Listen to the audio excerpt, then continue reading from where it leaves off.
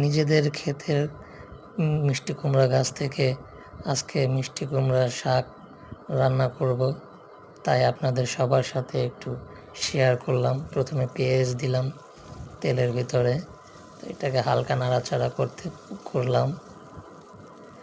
তারপরে বাকি মশলা, মরিচের গুঁড়া, লবণ, হলুদ, ধনিয়া দিয়ে নাড়াচাড়া করে মিষ্টি কুমড়া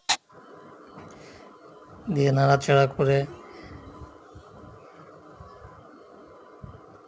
আলু দিয়ে দিলাম।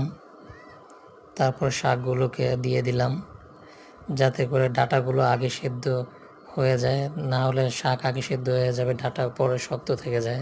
যার জন্য ডাঁটা আগে আমরা কষিয়ে নিলাম আলুর সাথে, পরে শাক দিয়েছি।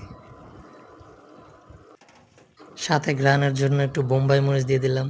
এবং আজকের আবহাওয়াটাও একটু সুন্দর ছিল, যার জন্য একটু বাইরে প্রকৃতিটাও একটু ভিডিও করলাম। এর সাথে আমার রান্নাও প্রায় শেষ হয়ে গেছে।